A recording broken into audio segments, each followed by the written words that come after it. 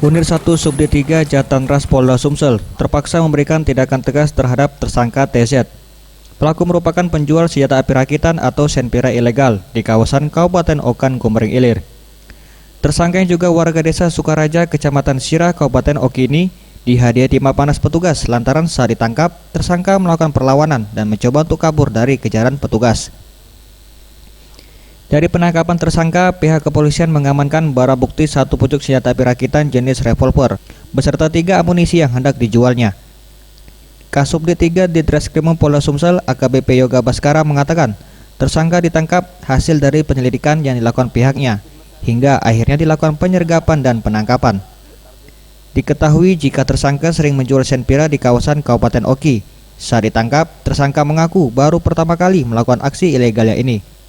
Ditambahkannya, dengan banyak terungkap kasus penjualan senjata api rakitan, diharapkan kedepannya pihaknya akan berusaha mengungkap home industri senpira ilegal di Sumsel.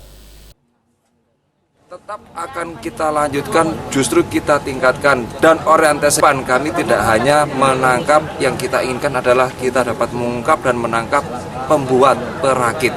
Tidak hanya sebagai siapa yang menjual, siapa yang memiliki atau mendistribusi. Di sini juga dibutuhkan peranan dari rekan-rekan, media, masyarakat, dan dimanapun itu, meskipun hanya batasnya sebatas. Sementara itu, tersangka harus dijerat pasal 1 ayat 1 Undang-Undang Darurat Nomor 12 Tahun 1951 dengan ancaman pidana 15 tahun kurungan penjara. Tim Liputan Sriwijaya TV.